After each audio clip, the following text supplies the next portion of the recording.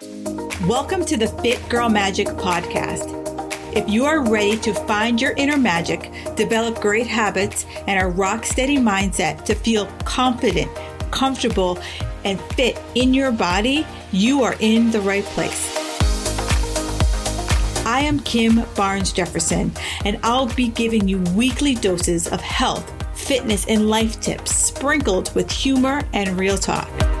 If you're ready to be consistent without the stress of perfection, magic makers, it's time to slip into your favorite pair of PJs, grab some coffee, kick back, and listen to today's show.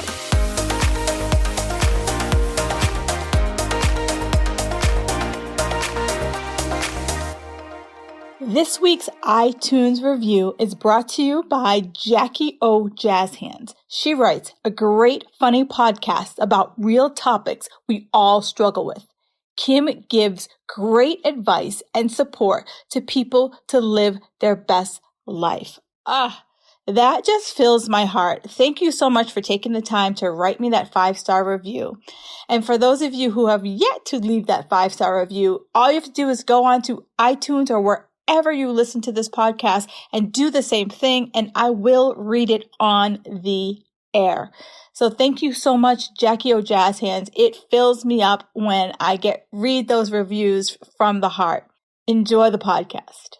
Today, I had the opportunity to speak with Miss Tracy Brown. We had an amazing conversation. It went all over the place, but I know that you are really going to dig into this. It really focused around how do you trust yourself around food and listen to your body? And, she talked to us about resilience. How do we stop going with what doesn't feel good? How do we start to take that pause and really understand what it is that we want to accomplish? Why do our goals mean so much to us?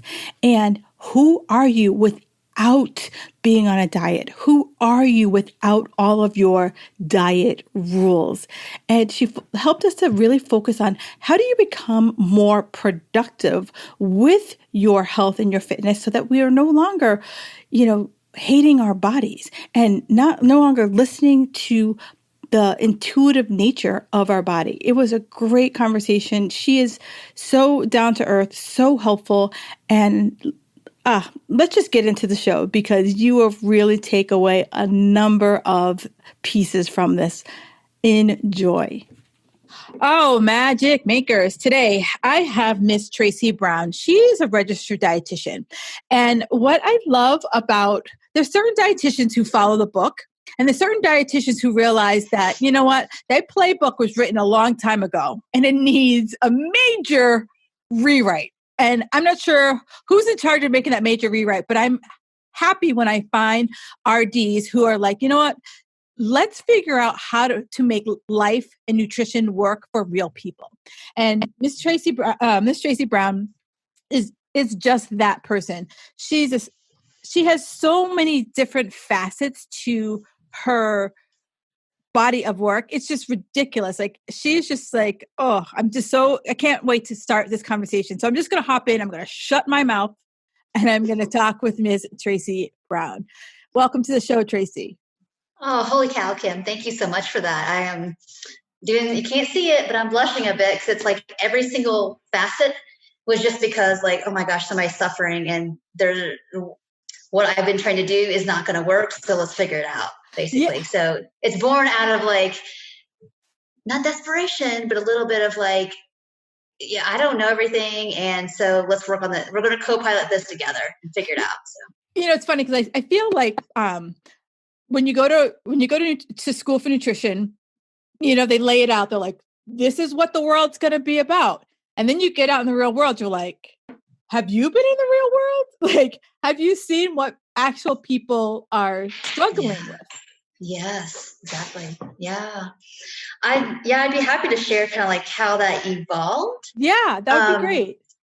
Because everything keeps evolving on the next thing. So I'm hoping there's a piece of something here for everybody. So I was lucky to grow up with, I guess, quote unquote, a normal eating family, probably like, lower middle class. And we had a farm. So it's like it wasn't cool what we did back then. They're like, oh, you have a garden, like right. kind of stuff, but we did it for necessity kind of things, And so I was very lucky to have a pretty normal relationship with food. But unfortunately, you know, like so many of us, you know, our mothers and grandmothers and great grandmothers didn't know that like diet culture was really like this systemic thing. They just thought that's something they had to do. And so Right. by osmosis, you're around it. So I really didn't start feeling like there's something totally wrong or I had to watch food or weight. So I was 8. And I didn't do anything about it until I was 16, until many other factors that kind of like imploded in life Right. to create this thing. And so anyway, you know, there's lots of storyline to go down the road with that, but I'll save that for another time. But it's like to get some healing, I kind of had to, I ended up actually meeting a non-diet dietitian, which in 1996, that wasn't a thing and it wasn't a name, wasn't anything. It was just this really nice lady who was like, look, like I can't make you eat more and I can't make you trust anything or anybody or anything. But I had this question one time, this blew the door open, was I felt like I couldn't eat the same food more than one time in a day. Right. And she said, well, who says you can't? She said, who says? Who says you can't have X amount of dinner rolls in a day if that's the thing you feel comfortable with eating to get your brain and yourself renourished to get your life back? And I'm like, oh, I have a choice. Choice? Whoa, you're not telling me that I have to eat 5 fruit and vegetables a day to be healthy. You're not telling me that I can only eat X amount of calories. Right. She was like, clearly you want those dinner rolls and those feel doable to you. Who says you can't do that? And I'm like, whoa, this is great. And that was the beginning, really, of some of my healing from anorexia and binge eating and exercise compulsion, all that. And I thought, wow, I think I want to do that. And that's pretty typical of people's stories who get into the health profession of any kind, that you're healed yourself, you want to help other people kind of stuff. But anyway, so I go to school to be a dietitian thinking, that's what I'm going to do. I'm going to like help people really feel like come home to themselves and heal their relationship with food and stop this dieting nonsense that makes everybody actually more malnourished and not any smaller in the long run. Exactly. And I get there and it's like, oh, you know, there's some good aspects. I'm learning about like physiology and all these great things, that how the body works, but we're pretty much glorified diet pushers. We think we're above Weight Watchers and XYZ diets. If I'm recommending the same amount of calories and I think that's okay, to if weight loss is the end all be all of health, then I don't know what I'm doing here and I better figure out something else. So I'm screwed if I don't figure out something. So basically I get out of school and I start trying to unlearn about 50% of what I learned around people and how they actually eat. Like you talked about in your intro, people's relationship with food, their body image, what their history is, how come it feels like you have to lose weight? Where did you hear that from and who says? And taking it as all these different intersections of like our cultural history of food and our how we feel like we belong in our family systems, how we feel like we belong in the culture. Who do you want to belong to? And that makes a difference. All those things about how you choose to eat every day. Yeah, absolutely. And, you know, I want to go back to what you just said, you know, I think maybe in this generation won't experience it as much as the previous generations where, you know, it wasn't wrong. I don't know if the word wrong is the right word, but it wasn't, I'm going to use wrong. It wasn't wrong for your parents to say to you, hey, Tracy, I think you're putting on a little weight. Or, hey, you know, like that wasn't something that you would be like, is it going to scar her for the rest of her life? Like you didn't think about it. You didn't think about it. And, you know, there's I was listening to a podcast and I cannot think of the name of it right now, but she talked about like, when did weight become a thing? And she said, if you look back, she goes, Google family reunion. She goes, any family reunion and just go to the images. And if you go back as far as, you know, Google Images will allow, you will see that like there was never a heavy person in anyone's family. And then, you know, roughly maybe a heavy grandmother, but everyone else is pretty thin. And then the 70s and the 80s. And now you're, you know, the ever expanding family size. Well, it's interesting because like I grew up in the 70s and 80s and there was just a little of everybody. There was fat people, medium people, small people. And yeah, to your point, people wouldn't think twice about like, I wonder if I'm trashing my own body in front of my daughter or granddaughter, might that impact how they think what's up for them next as they grow up? Are they, you're not thinking like, oh, this is going to make them hate themselves when they're 20 or 16 or 40. Right. And how they complain about their bodies. And I do really think that there's a lot of correlation between like when dieting became really like that's just normalized. Yeah. So I do think people have gotten bigger because of that, not because that we're somehow more out of control or more emotionally wrought or more or traumatized. There's always been that stuff.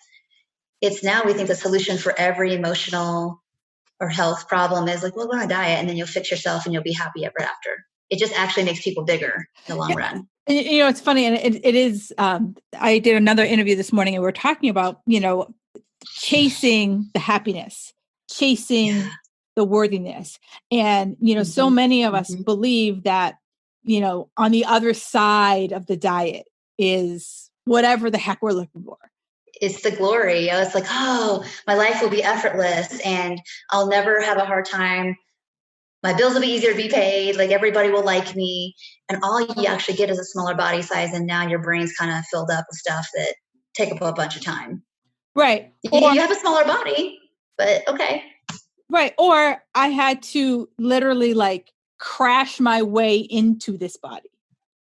And there's no way to, or there's two thoughts. You crashed your way into this, so there's no way you could sustain it. Or two, we think that like a diet's like set it and forget it. Like I dieted, I hit the goal weight, I got down that dress size. Now I can go back to regular eating and my body won't eventually like, rise back up again. Right. Yeah. Well, that's not the narrative we're taught, right? It's like you use all your willpower. Doesn't matter what your body biology is, or nobody talks about the science of semi-starvation and how the body will adapt to like keep you from dying. Right. It's you think that once you eat less enough, you get to your weight, and then the book ends, and that's it. It's like, well, now your body has to deal with like, how do I sustain life? Right. And either your body has to eat more to do that, or you're perpetually a dieter, probably crossing the line to having an eating disorder. That's your only two options, really. Right. And, I work with a lot of girls who've come out of the fitness competitive world. Yeah. And, it's funny. And I always say to them, they always ask me like, well, Kim, like, what's the difference between an eating disorder and disordered eating? And I was like, it's a fine line. And I said, similar to what you said, where you're like, I can't eat the same thing in a day, so it's like, if I had tomatoes for breakfast, I can't have tomatoes again for the rest of the day. So It's like, that's part of an eating disorder, but it's also disordered eating. That's right. And so I was like, for a lot of you, like if you have a lot of rules, that's disordered eating. And especially if the rules only make sense to you. That's right. There's no scientific base. Like everybody's rules, when you're on a diet, have an eating disorder, disordered eating, if you talk to like 10 people with the same circumstances, your rules are all going to be different. There's no science here. Right. You might find some similarities, but everyone has like, even the people who are OCD, like my food can't touch, or only my like vegetables can't touch. There's always some little nuance of it. And that's right. As you're working with people, how do you start to get them to have the trust that it's okay to break some of the rules? Yeah. I'm going to give me 1 second because I want to, I've done these podcasts before, people ask me, well, how did you figure this out and get better? And I think it's only fair that I say that, because it's like, bring it on. Well, first I had to get renourished. And this is what I tell people, and there weren't names for this stuff like 20 something years ago. You have to eat enough. You have to eat when you don't feel like it, because you're not going to feel hungry because your gastric motility is super slow from dieting. You're going to have GI circumstances happen that you've got to just eat through sometimes. And you've got to have full permission, even when you feel like my brain's saying, I want that, but then I feel guilty for wanting that. But I'm hungry, but I'm not sure if I'm hungry. You just got to eat, essentially. Then the signals come back on board. And again, there wasn't the word intuitive eating wasn't a thing. It was just like, okay, so how did I eat when I was a kid? Well, I ate regularly. I ate when I was hungry. I mostly stopped when I was full. Sometimes I ate for fun, but whatever. And that was the end of it. Right. Okay. And so, well, the journey really is the trust issue of your mind and your heart and your body all getting on the same page. And there's a lot of factors. So how do I work with people? Get them nourished. And it doesn't matter what your weight is. People come to me and say, oh, I can't be malnourished because I weigh 300 pounds. Like, if you're not eating enough for your body size, you're going to have some malnourishment on board, which is why you see like the pirate ship pendulum swing of like, I feel like I want all this or all that for a while. Like, let God to like let that happen. Right. This is different from a free for all. I'm not asking you to dissociate from your eating and eat to the point of sickness. I'm not asking you to do that, but it's more about, you might need to eat more certain foods that you restricted for a while, right, to get back to this homeostasis and trusting that like that's the way mammals do it. And because diet culture doesn't care about your preferences. It doesn't care about really nutritionally, because otherwise you wouldn't see these weird diets that omit food groups. So it's first with renourishment and some regularity of eating, because you want your body to trust you that you're going to be not abandoning it when there's hunger, when there's tiredness, when there's whatever. And then the trust piece comes back on once you've been doing that for a while, and a while could mean 3 months, it could mean a year. It's like, okay, I'm starting to feel some signals. And then we're working through like, okay, if you're feeling signals, we want to make sure, is this like biologic hunger stuff? Is this mental hunger, or are you having some kind of somatic thing? Like you're really sad and you feel tightness in your throat. You can be so over focused on what's happening somatically that we need to kind of like do a little phrase, what is this and can I be with it? So you can separate out like what's the sensory experience and what's this hunger experience, because it happens all the time, mostly when we're feeling internally a lot going on, that either makes us want to not eat or eat in opposing situations. So I know it's a lot to kind of think about, but it's like you start to build trust when you start to unpack these little nuances of like mental hunger, like what I think I should or shouldn't eat. Right. And then the physical hunger, fullness, and then this other stuff that like, you're like, wow, I have this whole other stuff going on inside myself that I never knew was happening or paid attention to, that's impacting my digestion, my interoception of my signals. Right. And like, yeah, there's no reason for you to like struggle with this for 10 years. Like we have all kinds of stuff going on inside. Yeah. And it is that when you talk about this, the self-trust, it comes down to starting to get back into what your body's telling you.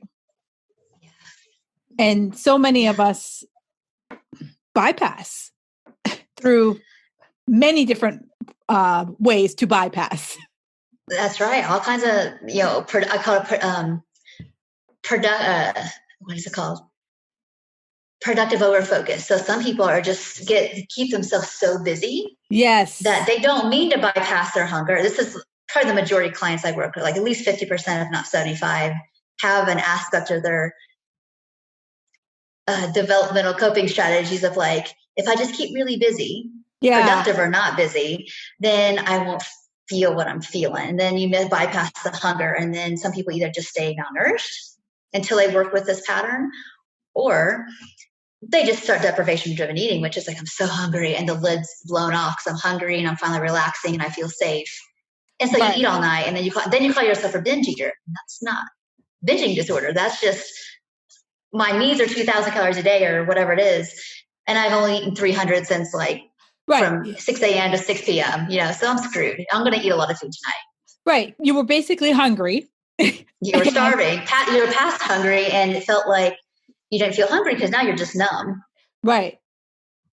And then when you let the floodgate open, your body was like, come on, we've been waiting for this. You don't crave lettuce. You crave anything that's high energy, Right. You're going to choose calorie dense stuff. Right. And, I've been working with I have a Facebook group. We're doing a challenge right now. And I've been working a lot with them on hunger cues, because I know for me, for a really long time, I ate by the clock. And that was it totally just messed up a lot of systems in my body. And I was like, unless you're a shift worker, there's no reason for you to eat by the clock. And even if you are a shift worker, I was like, I challenge you to, on days off, not eat by the clock, not eat because if you don't eat at 3 o'clock, you're not going to eat anything. And just like sitting, like as soon as you think you're hungry, sit for 15 minutes and see how it feels. Mm-hmm. And so Kim, what you're also offering your clients is a moment to yield, to like, okay, I'm going to sit for 15 minutes and just get back into a relationship with what's going on. Right. Especially, and I'm sure a lot of your clients experienced this during Rona times, that we're literally locked in our house 24/7. And that fridge was like, hey girl, how you doing? And I was like 15 minutes, like legit 15 minutes, like set a timer. Like if you put your kid in timeout, set a timer and just sit there for 15 minutes, because I know I'm guilty of it too. I don't want to do something. So the fridge gives me something to do. Or I finish something early and I have a little bit of time between the next meeting or appointment. So the fridge. Yeah. So it's like that 15 minutes is enough time. Like, I feel like it's, and I tell them like, play. I'm like, is it 5 minutes? Is 10 minutes? Is 15 minutes? And play to see like what can get you out of that like immediacy of like, I need to fill this need. And does that need food? That's right. You're helping them decode like, when I feel fat, or, oh my gosh, I got to have the food. What we're really experiencing is I feel uncomfortable, and we're filtering that through the language of food and body. Right. Yeah. So we get a chance to like, and sometimes we can't sit with that. So we have to acknowledge like, well, I've got some work to do around, I need to build some more regulation skills. But sometimes it's like, oh, that really bums me out that you're taking the power out of my eating, Kim. But you're right. Is that I'm hungry for some joy. I'm hungry for being connected, whatever it is. Right. Or my boss says something really shitty to me right now. And I wanted to, I'm reaching for the fridge, or I got a bad email, or, having to homeschool my kid is making me nuts, like whatever it is.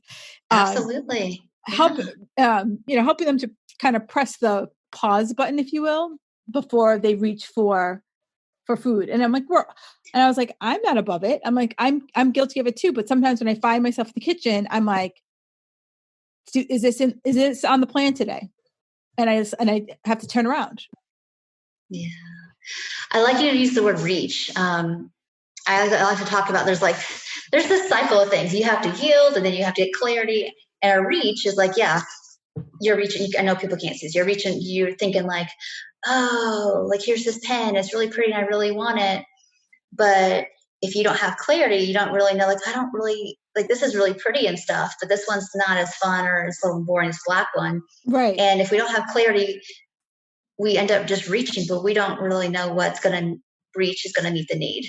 Or if you're more restrictive, it's like, oh, but I know I have clarity. I know I need the blue pen to get some needs met.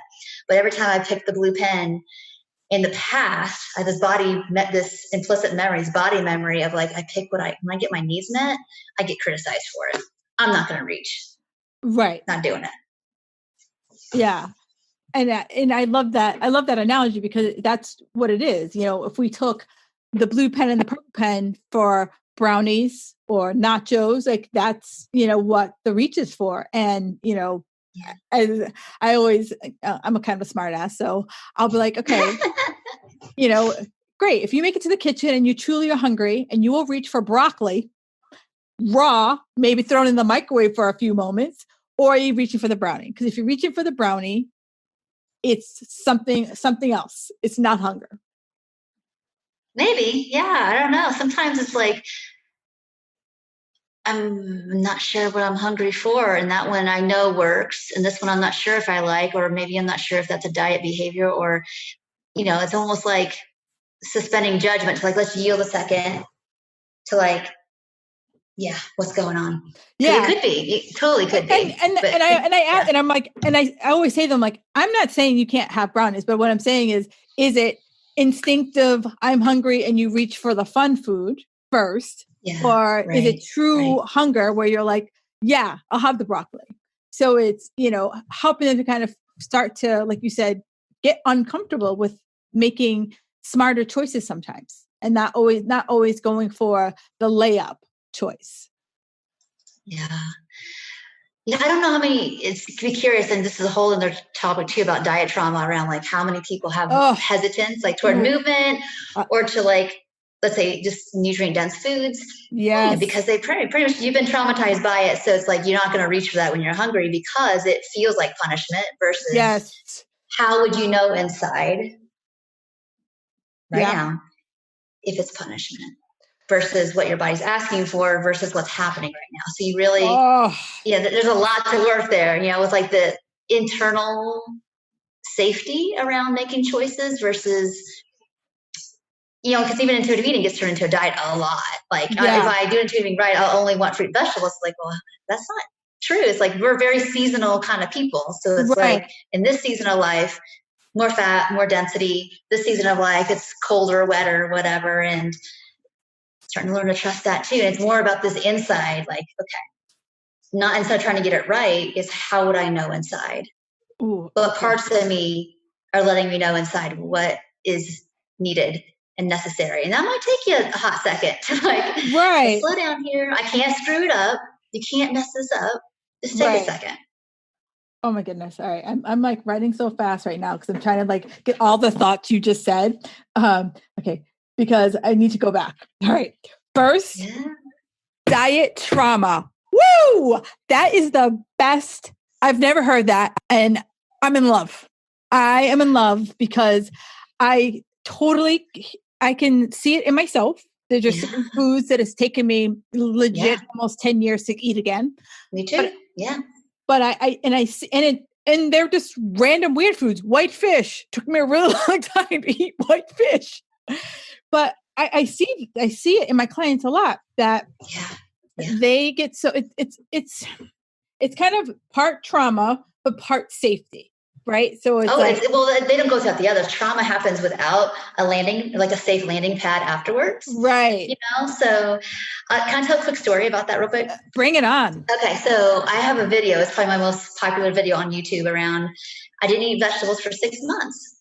And again, nobody was teaching me to do this. I was just so desperate, again, to like, I would buy all the, I'm a college student at the time in the late 90s or whatever. And it's like, I was buying all these fruit and vegetables, trying to be this goody, like, dietitian student, eat all my fruit and vegetables. And I was just buying and throwing away. Didn't eat them.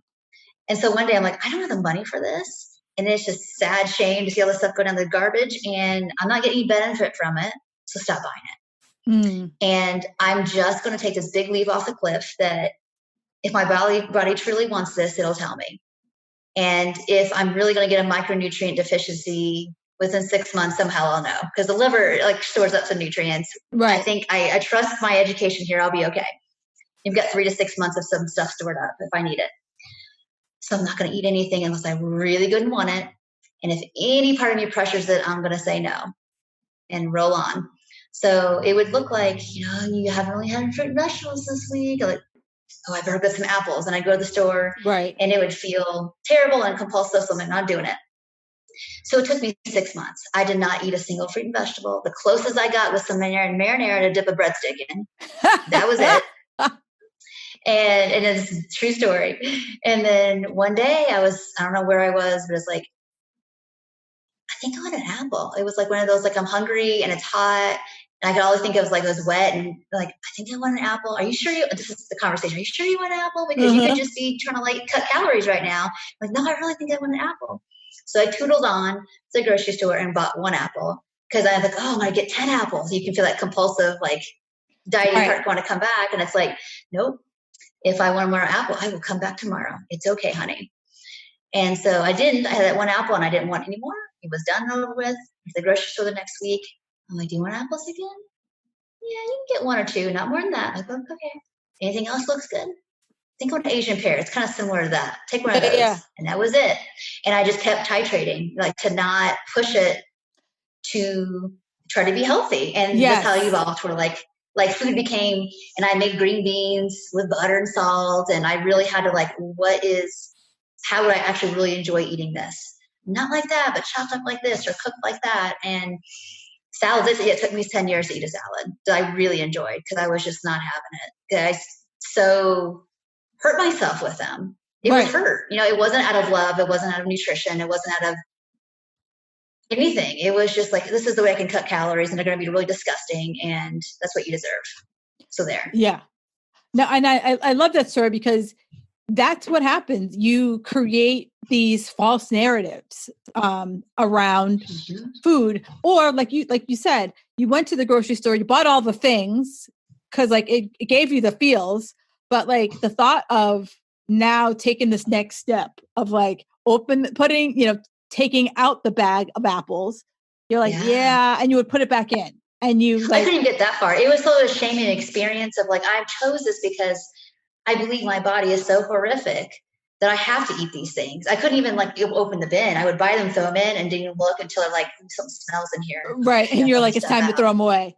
Yeah. So I think a lot of people fall in that category also, for years, we were told don't have this or don't have that, or carrots are high in sugar, or, all the things that as you start absorbing from the world and not taking the opportunity to say, is this for me?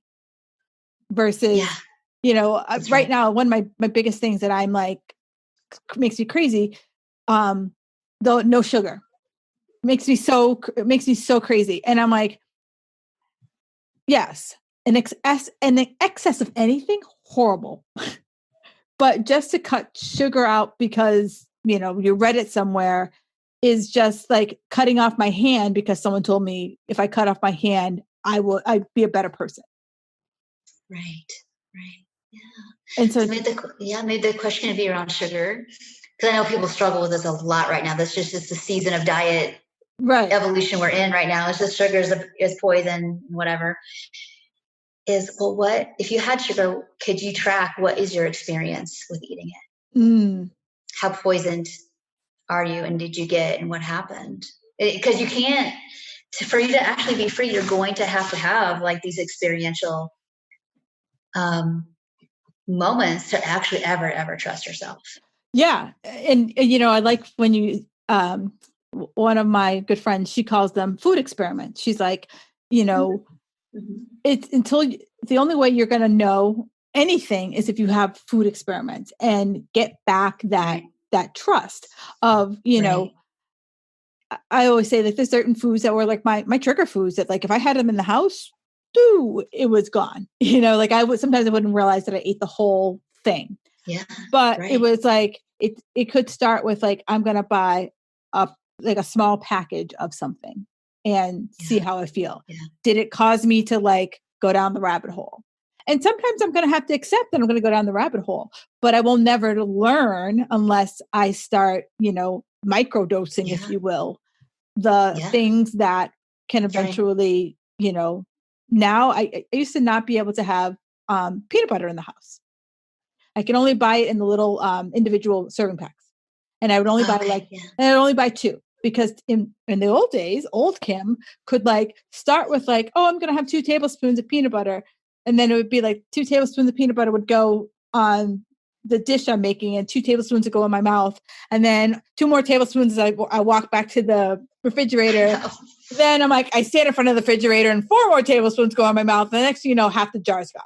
So I had to like, say, well, that can't happen anymore. So I had to not buy it and not be afraid of it, but know that like it was a trigger, and not because it was a trigger for me, not because you told me it was a trigger or I heard it at a party.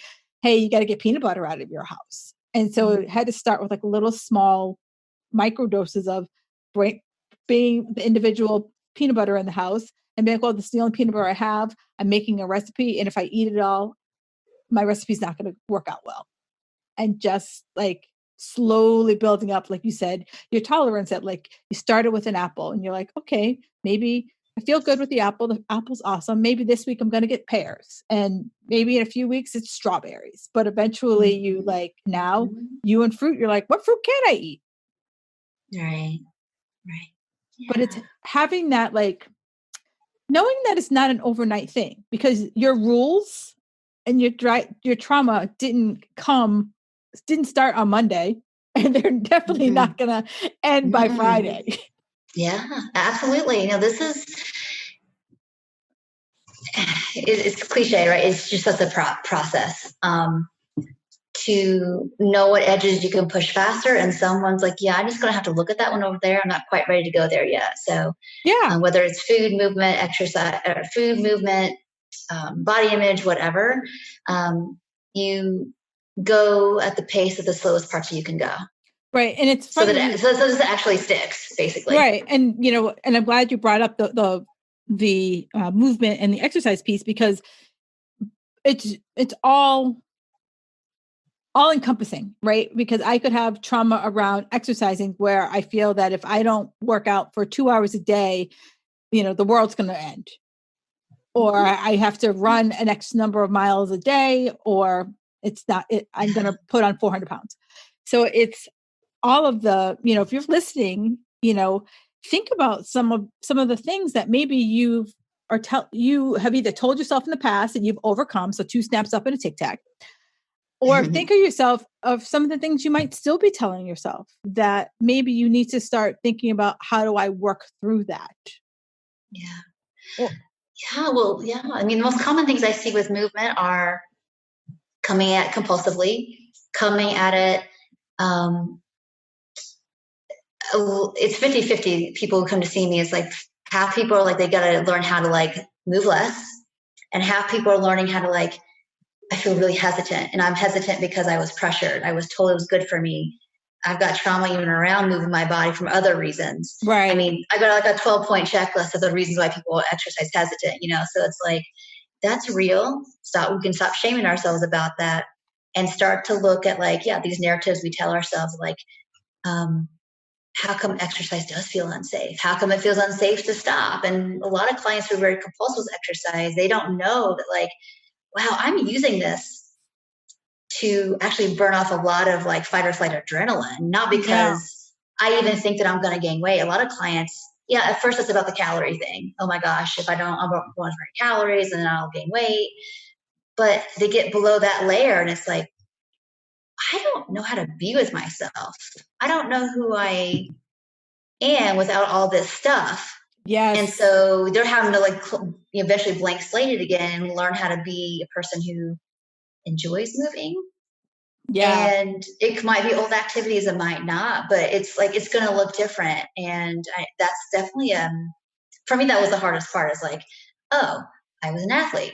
I'm the person who would be the last one on the field, bloody and whatever, because I'm never going to quit, because this is my power. This is my worth. This is my stuff. Right. And learning like that survival strategy stuff, that is not where your value lies. This is a character strategy you've created because it worked and it probably helped you survive in those times. But it's 2020 now. Right. And we want to get in with like who you are, what your values are. You like, oh my goodness, that was just powerful, because I think exactly what you said, it's identity. And so, you're forced to ask yourself the question, like your identity was athlete. Your identity might be, you're the girl who always eats healthy, or the girl who always works out, or the girl. And if some of those behaviors you starting to recognize are no longer serving you, you have to start questioning, well, who am I without being an athlete? Who do I become? Yeah. And if the stuff started when you were young, it's like, well, I didn't get a chance to grow up, and now we're doing this in our 20s, 30s, 40s, 50s, 70s, of like grieving what we missed and the developmental pieces we missed. And it's like, okay.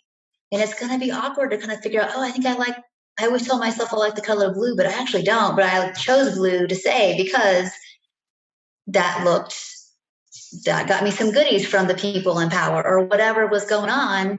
Versus, I think I like purple. And I feel like purple means I'm more weak and soft and emotional. And I'm going to have to work on that. Yeah, it's tough, because it's like, I too had a little bit of an identity crisis because I did fitness competitions for 10 years. And so I only knew how to work out for aesthetics. Right. So then it was like, I'm like, well, but I still like going to the gym to exercise. But like, how do normal people do this? And it was just being able to like look around and be like, oh, so you're only here for an hour? Okay, I could do an hour. And you just always, it was just like putting on a different pair of pants. And you're like, that's right.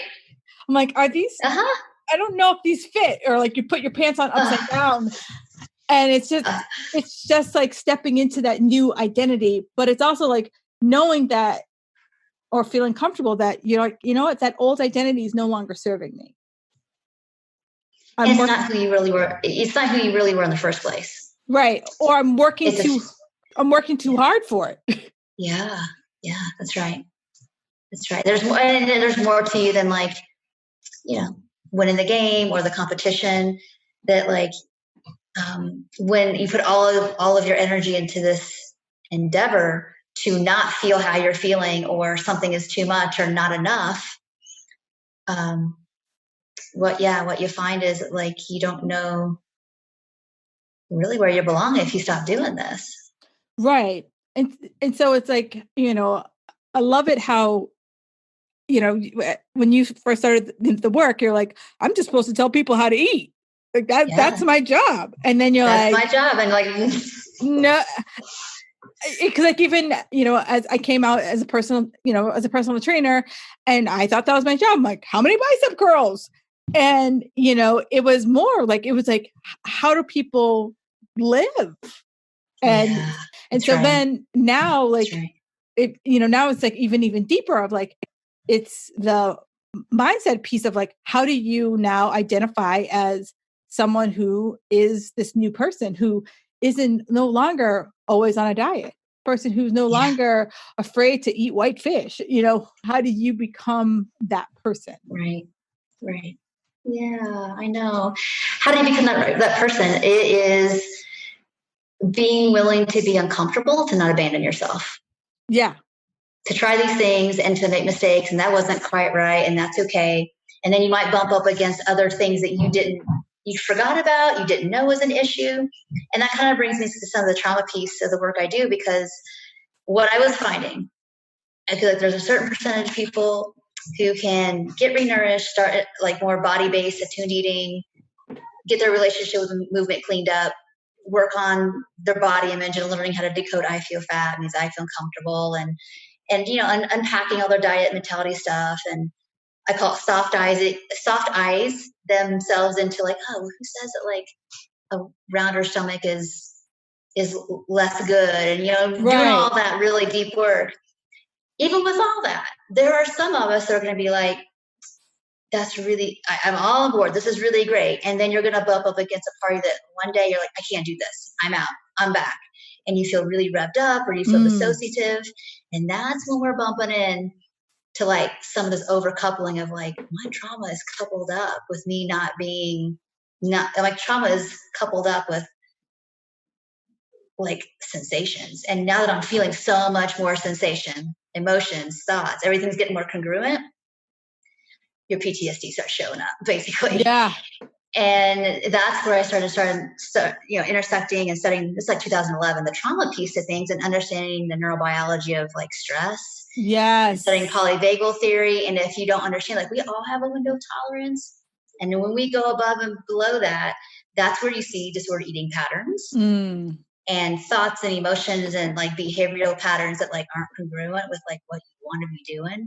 So this is where I see lots of people's, maybe 50%, maybe a little less, a little more, people who come to see me like I knew I had trauma, but I didn't think it was that. I thought it was just compartmentalized over here. But I see now that I'm more embodied.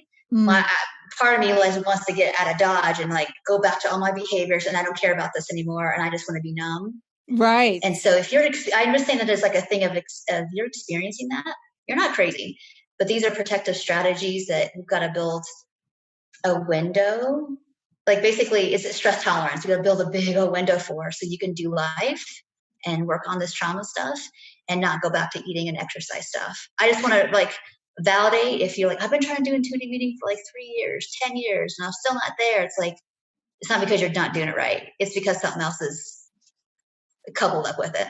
Right. And also, like, to further that point, it's kind of a stair step process, because it's like, it's like, okay, I got over the peanut butter thing, but I'm like, okay, but I still have to work on this and this and like it, I feel like, you'll always be working on something, it's not like, and there's no finish line. Yeah. there's no finish line. And trust me, like, I have the patience of a gnat, and and there's just, when I don't know what it is, but when it comes to like my body, I had to have the patience, because it's like, especially when things go haywire, it's like you have to start at the root. And sometimes, like you mentioned multiple times, it's an experiment. So it's like, is it your gut? Oh, okay. Is it a hormone problem? Is it this? And you're like, I think many people think when they come to us that like automatically, like, I'm going to look at you and be like, oh, Tracy, you're going to need 4 apples and 3 sweet potatoes and 3 days of cardio, and you're going to be fine. And meanwhile, you're like, you've been struggling with your weight for decades, and you're like, oh, honey girl, I wish I could solve it in an hour session. But it could be, you have diet trauma. Maybe you have binge eating things. Maybe you have a lot of rules we have to start to like break apart. Yeah, that's right. Yeah. So, it's not as much as diet culture wants you to believe that, buy this book and all problems will be solved. It's a little bit more nuanced. It is multiple steps. It's multiple, I love the word experimental, that we're playing and I guess experiment's better than playing. It's like, we're just trying to play out the different scenarios that have been going on in your brain for God knows how long. Yeah. Well, and to bring, I call it some dual awareness of like, okay, here's your adult self. And that like, you don't really believe that like there's one right body size, but there's the other part of you inside that's like yelling at you. If you don't go on that diet before that cruise, when you see your mom and dad, that you're not going to be safe. You're going to be criticized, and the world's, you feel really small and like it is the end. Being able to notice that in yourself versus it being all blended up and you think that that's true. Right. And understand that there's different parts of us that like are trying to get us to go back to these things because it feels like safety, because it was then. And we're trying to get ourselves to like have enough safe, like, brave and safe experiences with like people who can co-regulate with us that don't shame the crap out of us. Right. To be like, oh, let's look at that, because what I know about you is, and what your body is saying is this. And I'm just really curious, like what's happening inside right now that's like firing that off, because I'm just looking at your journals, or I've talked to you this whole 45 minutes and it's like, that's not congruent, but some part of you believes that. So I'm wondering how come, like what's going on? Yeah, 100%. And I think, a lot of us don't want to look under the hood. We want it to be a green smoothie and some cardio. Called it a day. Exactly. Right. And I tell people like, well, we can get kind of ish close to that in the long term for sure. You can just pick whatever's good enough or whatever. But right now, it's like you don't have a platform for being able to do that without life being chaotic. Right. We got to build you a new really, really good, solid, smooth foundation of this new house you're building, your new internal structure of like being able to be in the world and be around dieters. And it ain't about you. You're not triggered.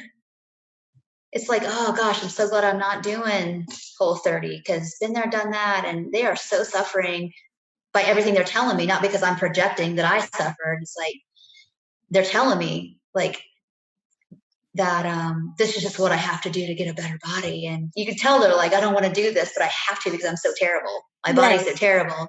And you're not thinking, oh, I can't talk to my friend anymore because she triggers me. It's like, oh, I just want to tell you that like you do not have a bad body, and be able to mean that in your bones, even if you're bigger than them, or smaller than them. It's like, right. just teaching them to feel good in the moment right now? Well, I think that we have to build our capacity and resilience, because diet culture is not, oh, you guys don't like us anymore, we're going to go away. Right. It's a fight. It's a fight. And we're going to build like our muscles for like being around it and not being like part of that system. Well, and I love the word resilience. Because I just did another podcast yesterday, and we talked about resilience, and she said, as a culture, resilience isn't something that we in America teach a lot. We don't teach that you can do hard things, and that if you do hard things, they're not always going to, you mentioned earlier how it's like some things are going to work out and some things aren't. It's either a lesson or a learning.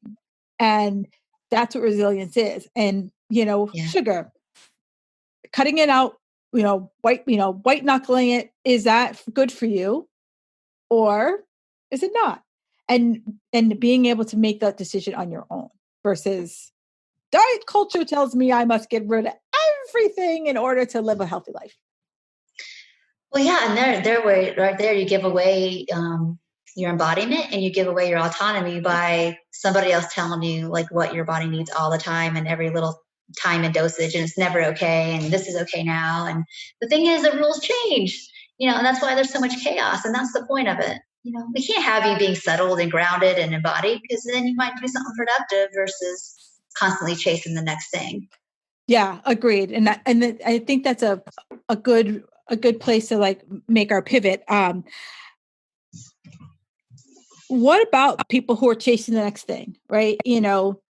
I wanted to lose 40 pounds by Friday and the scale hasn't moved. So what's the next thing? How do I know that it's 100% a mindset thing. I know it's a habit thing, but how do I start to break free from that?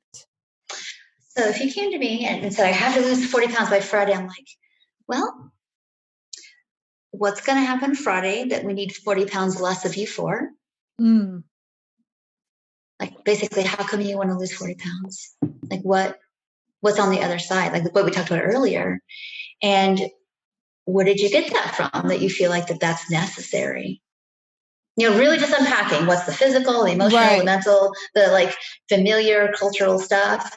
You got to know why you're making these decisions. Most of us want to lose weight because we think, I'll be prettier, I'll be more attractive, somebody told me I'll be healthier. And then we just do it because we want to be a part of something and we want to be safe and belong. That's it. We want to be lovable. We want to be safe. We don't want to be alone. And so we just react and we do it. We don't even think about, is it true? What will happen? What's the probability? It's a total emotional decision from a place of not enoughness. Yeah. And you're right. I love those questions because, it's thinking to yourself, is it a you thing or did you go to the doctor and he said, lose the 40 pounds and you won't go on blood pressure medication? Mm-hmm. So the next question is like, is people tell me, like, what about my health? My doctor said, well, what I know is that higher blood pressure is created by a bunch of different sources. Weight may or may not be one of them. But you have to look at the research about like, well, how sustainable is it for you to lose those 40 pounds? What happens to your nutrition status, your mental health status, your emotional status, if you're to do it that way versus here's the other 10 ways in which blood pressure can be improved with maybe not weight loss. Yeah. And so let's lay it on the table so you can have some choice points and what are pros and cons of everything. Yeah. Cause it makes me crazy that, still in this day and age that it's weight that determines a lot of medical doctors' decisions.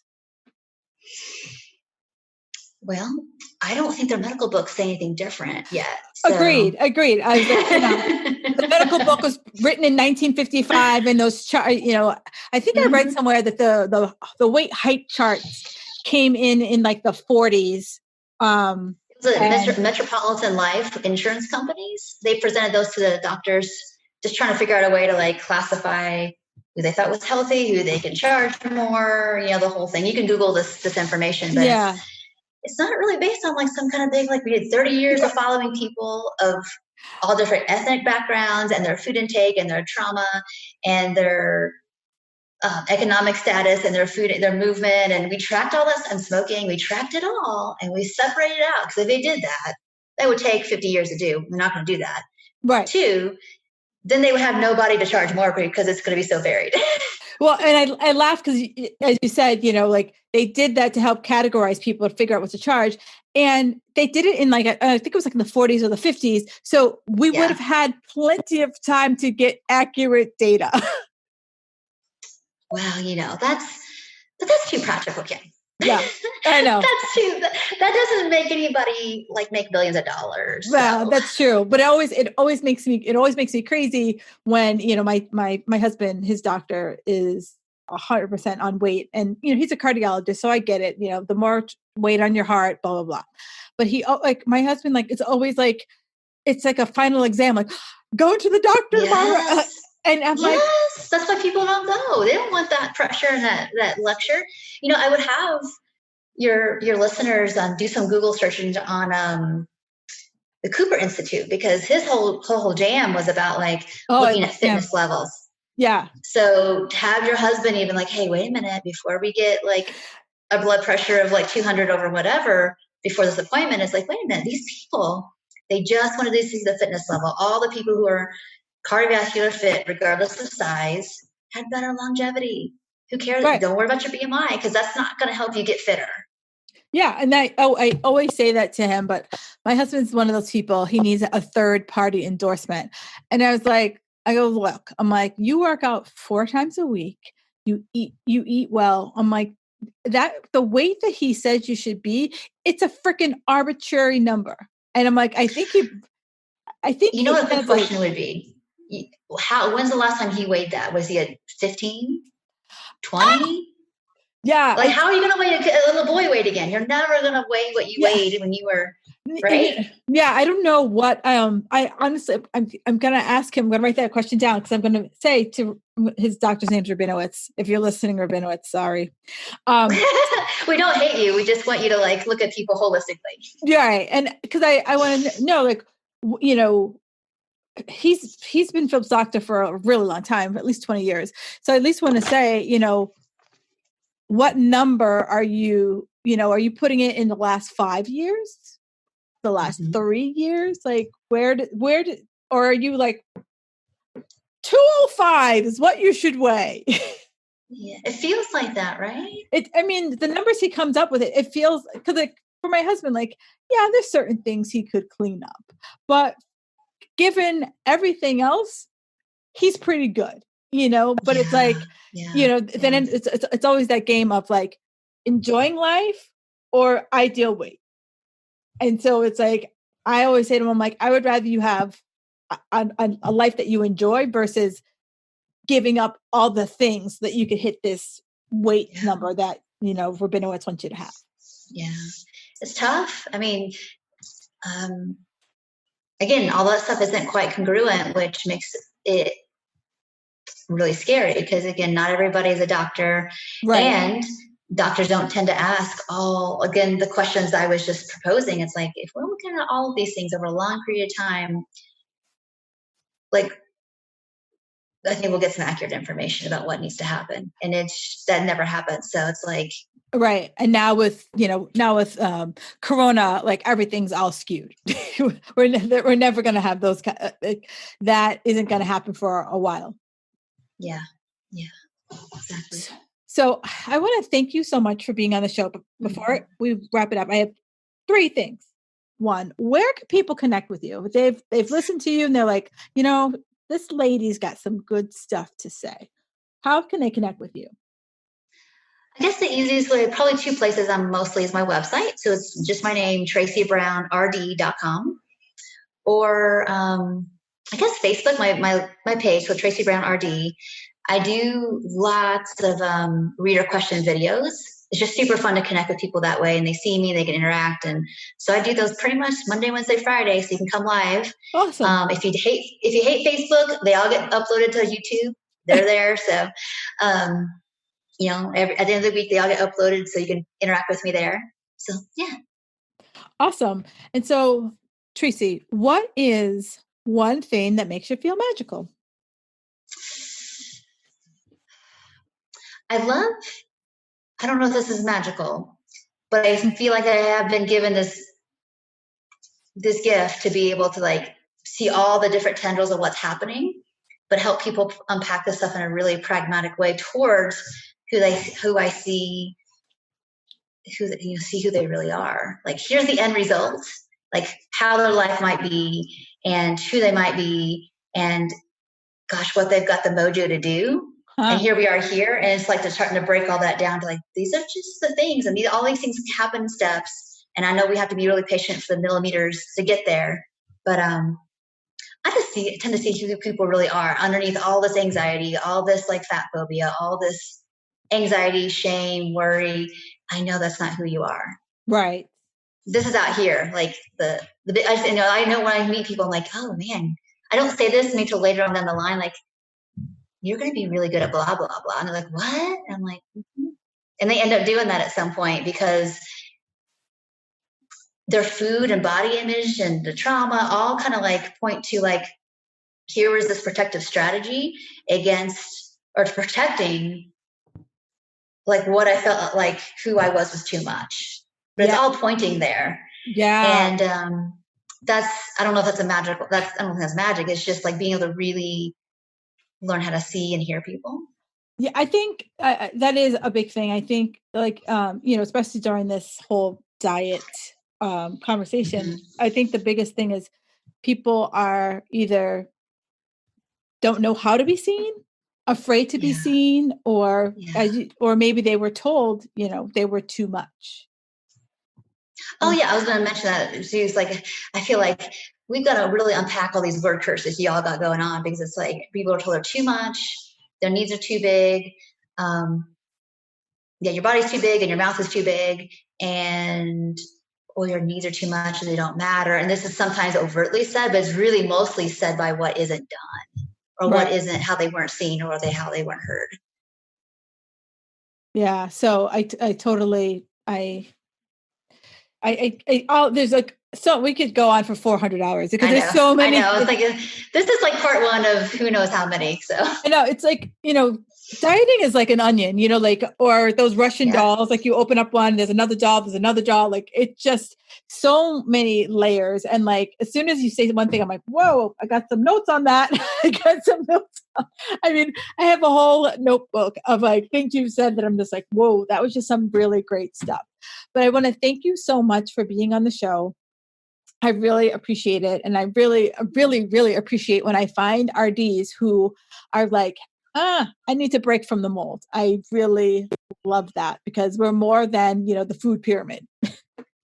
Well, I think these lived experiences, I'm like, wow, like I can't collude with the stuff. Like if I teach this is like me teaching my eating disorder to people. I can't do it. Like I was in a really bad way at that time. I'm like, what am I going to do? I didn't know you could be an entrepreneur, have your own private practice when I was 20. I was like, I have to work in the hospital and that's not my only option and I'm screwed. It's like, I just knew I couldn't do it. And so I had to get out of school as soon as possible and then start finding people that have been doing this for a long time and just like, okay, I need you to teach me your stuff and I'm going to bug you until you do. And then learn my own stuff as I went along. And it doesn't mean that dietitians like this don't care about nutrition or health. It just means that we think there's a different way to get there.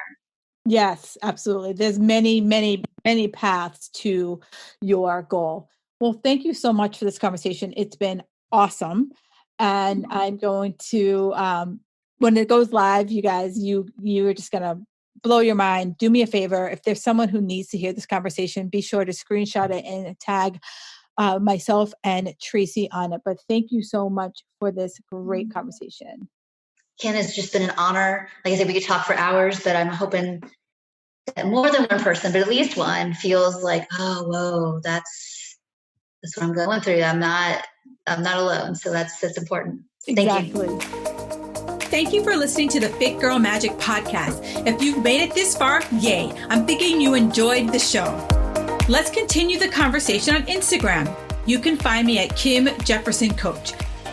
In order for me to keep sharing this message, do me a favor and leave me a 5-star review on iTunes.